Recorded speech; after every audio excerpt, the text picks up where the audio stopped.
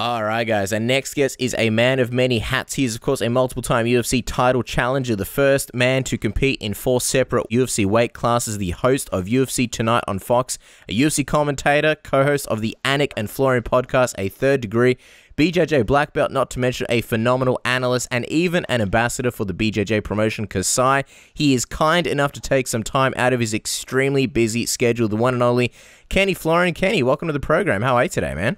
Absolutely, man. Thanks for having me. I'm doing well. Well, Kenny, last time we spoke to you, we were a few days away from opening your new gym, Marakai. You got to give us the lowdown. How was the big opening? How's the gym going so far? It's going great, man. Thanks for asking. Everyone says Marakai. It's Meraki technically, but I forgive you. That's fine. Everyone says the same thing. It's Meraki, and I love it, man. It's been awesome. Me and my business partner, Jason Hunt, we've been working really hard to get it up and ready. We have an awesome student base already of around 100 students in just like 3 months' time. So we've been really blessed, man, that the response has been awesome from the community. And, it's been fun. We just started doing kids classes last month, and, that's really starting to grow. And, it's a reminder of how powerful the martial arts really is. I knew that before, but again, just seeing it and seeing all the hard work that Jason and I have been putting into it and seeing the students improve it's awesome, man. It's such a rewarding experience. I'm wondering, Kenny, is this sort of the kind of gym that you would expect potentially, MMA fighters or BJJ competitors would go to, say, prepare, like do a training camp and do those kinds of preparations? Or is the focus here more sort of on the community and sort of training, I guess the general public? We definitely want to have Brazilian Jiu-Jitsu competitors. That would be an awesome goal to have high-level competitors. And obviously being a new gym, we're kind of starting from scratch. We do have some black belts and brown belts that joined our gym. But more than anything, I think we kind of want to focus on the jiu-jitsu side of things. If there's a mixed martial arts fighter that wants to join and improve his jiu-jitsu or her jiu-jitsu, they're always more than welcome to join and do that. It wouldn't be a focus, and it hasn't been a focus of Jason and mine to do the fighting aspect of it. We do that. I have a gym in Boston, Florian Martial Arts Center, and we do have that focus over there. But for this gym, we kind of, I wanted to myself, particularly, really wanted to kind of stray away from that a little bit, and kind of create an environment where just the regular Joe can come in and learn Brazilian Jiu-Jitsu, and also kind of develop Brazilian Jiu-Jitsu practitioners and competitors from scratch. So I'm not saying we won't do that in the future, but as of right now, there's no plans of that. All right, well, we want to get your thoughts on some of the big things happening in the world of MMA, and one of which, of course, is RDA's big win over the weekend over Robbie Lawler. We've got to get your thoughts. What did you think of RDA's win, and also the success that he's had at 170 compared to other fighters who have moved up in weight? Is it his style, his overall skill set, or is it necessarily strength that he's been able to add, or was it the cut to 155 was truly a detriment? What do you think is the real key here? I was really blown away by RDA's performance. Robbie Lawler has been fighting at such a high level for so long. There was a period where there was a little bit of a down streak. Maybe he wasn't improving as much as he wanted to, like when he was over in Strikeforce or Elite XC. But, since then, since coming over to the UFC, the level that he's maintained has been just mind-blowing. Now, I thought Robbie was going to win that fight. He was the larger man.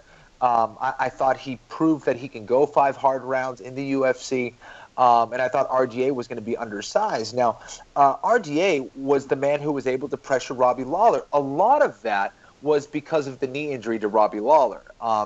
And apparently there was either a scramble or whatever that Robbie hurt his knee on. He also, I guess he had an injured rib or whatever. But these are the things, these are the risks you take as a fighter. These are the things that happen in a fight. So because of that, you have to give credit to Rafael dos Anjos for going out there and employing a brilliant game plan. When you have two fighters that are very aggressive, who have a lot of weapons. Tyron Woodley and we kept discussing it. The person who was going to move forward was going to win that fight, and that person was clearly Rafael dos Anjos. Whatever happened to his leg, whether it was Rafael dos Anjos who caused that leg injury from kicking it, or whether it was a scramble, whatever it was, Robbie Lawler was basically, his feet were planted in the mat, and his only choice really was to try to stand and try to catch Dos Anjos coming in. And Dos Anjos is just too slick of a fighter and too smart of a fighter to fall for that. And when you're forcing a knockout like that, and when you're looking for one big shot, it generally doesn't come to fruition at the elite level. And Dos Anjos was able to isolate that, take full advantage, and beat up that lead leg of Robbie Lawler, and beat up the body and get to the clinch position. He was hitting takedowns against Lawler. And it was a dominant performance from Dos Anjos. And I think it was not only his skill set, getting better, but as you mentioned, it was the weight cut. I think that weight cut down to 155 pounds was just brutal. Dos Anjos, I've heard he walked around at around 200 pounds in the offseason, which is just insane to get down to 55. So him cutting down to 55 time and time again really was just draining him of all of his energy. And, as a guy who cut weight from like 186 pounds down to 145 pounds, I know what that's like. It's brutal. Yeah. You cannot fight the same, no matter what kind of skills you have. If you're a Ferrari with no gas, you don't go anywhere. It's pretty simple. And Dos Anjos, I think, now has the energy and the strength to perform at a higher level. And sometimes being the bigger fighter isn't the answer.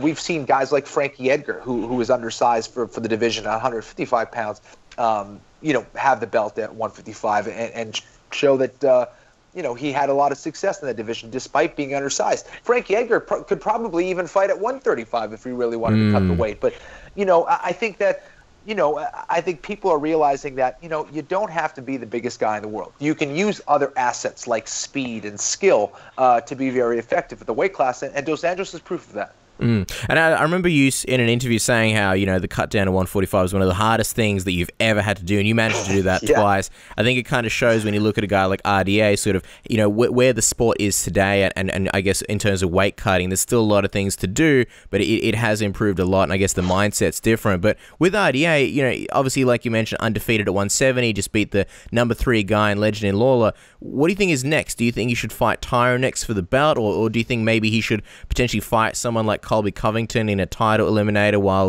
Tyron gets his surgery? I guess it depends on what the layoff time is for Tyron Woodley. I wouldn't.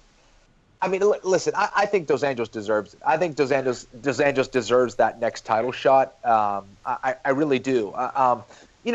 Maybe Colby can get a shot against someone like a Wonder Boy who already has lost twice to Tyron Woodley. He's in a difficult position. So in some ways, Wonder Boy kind of has to beat, a few more guys before he gets a third shot against Woodley if Woodley still has the belt. So, I think Dos Anjos really did enough to deserve that title shot. And I think if that is the fight that comes together, that's a really exciting fight. Obviously, Woodley and RDA, seeing how they would collide. But, while on the topic of Covington, you guys had a bit of a Twitter back and forth after he retweeted a video of you where you presented his theoretical road to a UFC title shot. I'm just curious, what made you respond to him in the first place after he tweeted at you?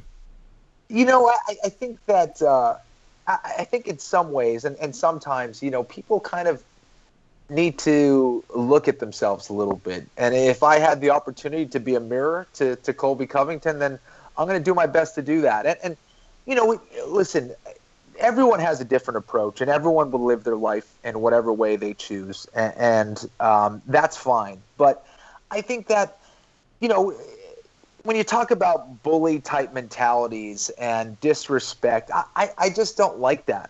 I don't like it. It's something that I think is kind of poisoning the sport a little bit.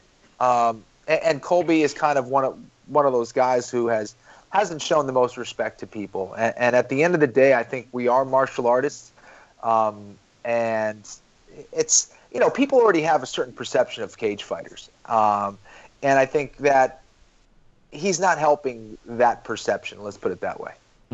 It's interesting because it seems like a lot of fighters are sort of taking Covington's road to trash talk. And for a lot of them, it's not as successful as it has been for Covington. But I think a lot of fighters see that if you're winning, trash talk is the key to getting the big money fights. Do you think it's almost something that the UFC needs to try and enforce as to, maybe rewarding fighters that don't talk trash as much? Because in the recent times, I mean, with the likes of Conor McGregor, a lot of these other guys, it does seem like trash talk is the main way you can get the big money fights without having to fight that often.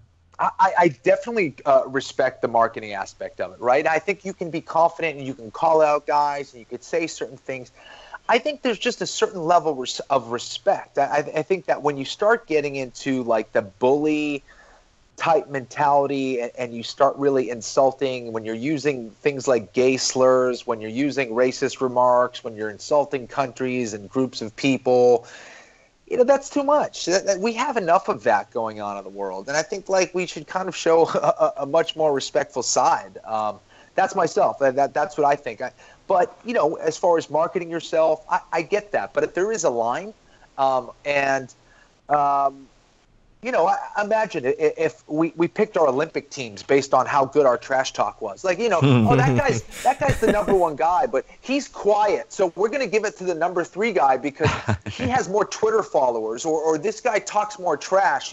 He's really selling the fact that he's going to win this 100-meter race. So we're going to put him in there. Sorry, I know you got first place and you're the fastest man in the world, but this guy really talks a good game. So we're going to just jump the line, okay? Is that cool with you? It doesn't make it a sport anymore, does it? And that's kind of what bothers me. And not just me. I think it bothers a lot of the professional fighters. So the game has definitely changed than when I was fighting. Now I sound like an old guy, which I am. But, I think that a balance needs to be found. Imagine that. I wonder which Olympic team and which country would have the best trash talking. It's the funny thing is, and I'm not the first guy to make this comparison, but it's very reminiscent of obviously Chael Sonnen's antics in the past. And Chael's a guy you've obviously shared the Fox desk with, and he ended up actually becoming a really beloved figure by the fans and sort of endeared himself. And even though he was the original bad guy that insulted Brazil and medium rare steak and all that stuff. What do you think about those comparisons? And do you think Colby can sort of turn the corner and eventually become that beloved figure, much like Chael did? It's possible. I mean, I don't know. Maybe not likely, though. Probably not likely. But I think Chael had a certain charisma about him, and I think he had a certain wittiness about him, whereas Colby's just there's not a whole lot of I don't know if there's a whole lot of slickness to what he's saying. It's kind of just sounds like an angry 15-year-old. You know what I mean? It's not. Chael at least had knowledge of how to play the heel in a relatively intelligent way. Well, on the flip side, looking at one of the most beloved fighters of all time, George St. Pierre, his coach Faraz Zahabi recently said the GSP would heal up and come back for a mega fight. He threw out names such as McGregor and Mayweather. What do you think should be next for GSP, and who would you like to see him face? I think this is a guy who has done it all in the sport. And I think if there's one guy who deserves a super fight or a mega fight, it's GSP. And talk about a guy who was old school, who did it the old-fashioned way of just clearly beating anyone and everyone. He wasn't a guy who was going, oh, well, this guy, he doesn't promote himself enough, so I'm not going to fight John Fitch, or I'm not going to fight Josh Koscheck, or I'm not going to fight this. He would just fight whoever the hell it was. Whoever the UFC had for him is who he would face. So I think that he does deserve a mega fight. I know that in talking with George, he doesn't really like the idea of calling out a fighter who weighs less than him. And he never really has been the guy who's called out people. But, as far as asking or demanding a fight with Conor McGregor, I don't think you'll ever hear it from GSP, because being a guy who was bullied when he was a kid, he feels like that's kind of a bully mentality. You don't you don't try to pick a fight with someone smaller than you. That's kind of what has been GSP's mentality. If it's a fight that is offered to him and the fans want it enough, I think he would do it. And I think it would be the largest UFC fight in history. So I think it would be interesting for that fight to happen. And of course we would hear all the complaints. Why isn't Conor McGregor defending his belt? Blah blah blah. I think Conor McGregor, for better or worse, he also obviously deserves a big fight as well. He's the biggest name in the sport. He has changed the game for a lot of people as far as showing the potential of what a mixed martial arts fighter can make in this game. So he has gained a lot of leverage business-wise, and what he can demand as a fighter. So that'd be an interesting fight. And maybe a Tyron Woodley GSP fight would be amazing as well. So I'm really curious to see what GSP does next. I know that him going to 185 really was painful for him. Getting ulcer colitis is extremely painful.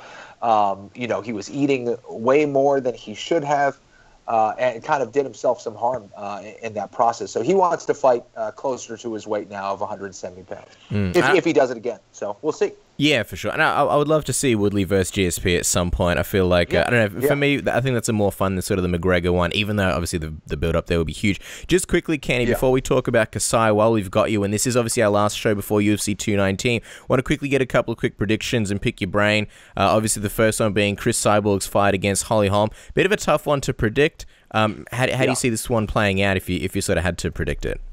This is a fascinating fight for me because Cyborg is just like a Tasmanian devil in the way that she fights. Just all aggression, all offense, coming forward. And then you have Holly Holm, which is really a very interesting opposite to her, a counter fighter, someone who really values the idea of footwork and defense and counter shots and counter punching. And if there's one woman in the world who can maybe counterpunch with Cyborg, it's Holly Holm, right? I mean, she's a multiple-time boxing world champion, kickboxing world champion, has upset people in the past, obviously, with her most famous fight, most famous win being over Ronda Rousey. So I think it's an interesting fight. I think the longer the fight goes, the more it favors Holly Holm. I just don't know if she can do it consistently against someone like Cyborg. And on top of that, it's not like Cyborg is just a striker, right? I mean, she has good takedowns. She's very strong. She's big for the division. I think Holm is one of the few women who can contend with the power of Cyborg. I think she's very strong and built as well. She's a tremendous athlete. I just don't know if she's fast enough, and I don't know if she's able to thwart those takedown attempts from Cyborg. Cyborg, she's a brown belt in Brazilian Jiu-Jitsu. She's going to have brutal ground and pound. She has decent submissions on the ground. And I think she has the advantage on the ground, certainly against Holly Holm. So it's going to be a very interesting fight. But as of right now, I mean, I got to favor Cyborg. I just don't know, if Holly Holm is going to be able to counter-strike consistently against someone like Cyborg. But it's possible. If there's one woman who can do it, I think it's Holly Holm. It's the big question going into UFC 219. The other big question is Khabib Nurmagomedov and him fighting Edson Barboza in the co-main event. What kind of Khabib we'll see and where he's at, obviously with his health and his skill set. I mean, Barboza's leg kicks are very, very dangerous, but, we all know Khabib is just an amazing wrestler. How do you see this fight playing out? What's your prediction here? Because this could be a very difficult fight for Khabib if things don't play out the way that he wants it to. Well, there's no doubt about it. Khabib also kind of has a tendency of once he gets into a rhythm, he then is just going to be all over you. So it's him getting into that rhythm that can be the problem at times. We saw him get rocked against Michael Johnson, who is also a very fast and pretty technical striker. But certainly doesn't have the speed of probably even Edson Barboza, and doesn't have the arsenal of someone like Edson Barboza. For me, for my money, if there's one guy I had to pick to show how to throw a jab, a cross, an uppercut, a kick, all those things, it would be Edson Barboza. Everything he does is fundamentally perfect. When you add in his speed, when you add in his power, this is one of the most explosive strikers and the most technical strikers I've ever seen in the UFC, period. Does he have his weaknesses? Yes. He's a guy that can be rocked on the feet as well. Some people criticize his chin. We saw him get rocked and taken out by Donald Cerrone. He also can be taken down. We've seen it early on in his career where maybe he was a little bit gun-shy and throwing strikes and getting taken down. Jamie Varner was able to get a big upset win over him back in the day. He certainly made big strides since the Jamie Varner fight, of course. So it's the first 3 minutes where Khabib Nurmagomedov has to be very, very careful against Edson Barboza. If Edson Barboza can really control the distance and land shots from the outside and counter those level changes with something like a knee or an uppercut, it could be a short night for Khabib Nurmagomedov. And you got to think, all the pressure's on Khabib right now. He's a guy who's undefeated. He's a guy who, was supposed to get a title shot way back when. Had those fights that have been canceled repeatedly against Tony Ferguson. Everyone's been kind of criticizing from not making the weight. And, I think the pressure's on Khabib right now. So this is a very dangerous fight. We saw, that kind of take place with Ricardo Lamas taking on someone like Josh Emmett. Now, Josh Emmett was unranked, and Edson Barboza is ranked in the top 10, of course. So a little bit different there, but still a lot of pressure on Khabib to get it done. And before we get, by the way, phenomenal analysis, Kenny. You've clearly done your homework already. Before we get out of your hair, obviously we're going to talk about the other big thing in your life, and that's Kasai, the New York-based premier grappling promotion for which you are obviously an ambassador for. Now, Kasai Pro took place on December 9th. It was a great event. Tell us a bit about the event and some of the highlights for you personally. Yeah, absolutely. Kasai really just brought it for their first professional event. It was really exciting just because just the competition that they had alone with the tournament and the people that they brought in for the super fights, I just really, it couldn't have gone any better in my opinion. So, I was also just very surprised with some of the results. And that's always exciting. Anytime you see, a guy who was, pretty much an underdog there in Renato Canuto getting it done and going all the way to the final and beating guys like Gary Tonin and Munshi Kira. I was just blown away by his performance. And then he kind of followed it up this past weekend by winning the World Championships in the no-gi. So it's always exciting when you see a star emerge. And Kasai was able to bring that with Renato Canuto. So I thought the tournament was just phenomenal. It was exciting. I think maybe some of the matches we need to be a little bit maybe some changes will be made as far as the rules, but either way, I thought it was very, very successful. And then, you have matches like Craig Jones and Murilo Santana and Gordon Ryan and Yuri Simoes, which was phenomenal, that ended in submission. Gordon Ryan essentially establishing himself as, probably the best no-gi grappler in the world today. I thought was just awesome. So, really exciting stuff, and you guys probably are real happy about what Craig Jones is doing on the grappling scene right now, putting you guys on the map, just taking ankles left and right, man. Yeah, that's right. Him and Cadell have a very funny and amazing relationship as well. So Australia is definitely represented right now, and we're pretty excited as well because Kasai's looking really good for 2018, and we know you guys are going to continue holding the model of giving one amateur athlete the chance of a lifetime to compete for a professional title if they win the qualifying tournament at the Kasai Elite Grappling Championships amateur tournament. So talk to me a little bit about what can fans expect from the next show, and also how has, I suppose, giving an amateur an opportunity kind of excited things a little bit for all the fans as well? Well, it's always cool because, everyone always dreams of kind of competing against these big names, right? And I think it also allows people to really get that shot, to get that chance as an amateur and test themselves against the best in the world. And I think Kasai is looking the best thing about Kasai is they're reaching out to the people. They're reaching out on social media. They want to know what the fans want next. What weight class do they want to see next? And based on that, we'll have our amateur events and get as many people as we can, and then maybe find another breakout star, whether it's an established pro who's competing, who hasn't broke through the scene yet, or get it in the form of an amateur that is going to show promise and maybe get some upset wins in the pro division. So I'm really excited to see how that develops and how the tournament evolves over time. And Hollis Gracie has just done an amazing job. The whole team has done phenomenal. Rich Byrne, who is just one of the most passionate guys you'll ever meet when it comes to Brazilian Jiu-Jitsu. He's the guy really behind it, who's been supporting it financially and has been wanting to see this come to fruition for a very long time.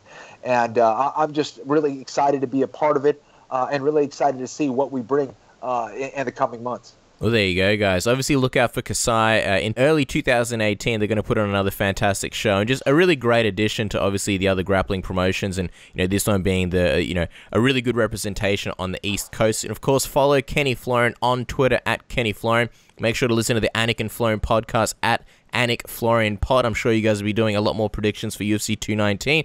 Check out Kenny's new BJJ school, Meraki BJJ. That's on Twitter. And of course, follow at Kasai Grappling and check them out on flowgrappling.com. Kenny, we could pick your brain for the entire day, but I feel like we've been greedy with your time. So thank you so much for jumping on and chatting with us. Really appreciate it. Always a pleasure, fellas. I'm sure we'll be doing it again soon.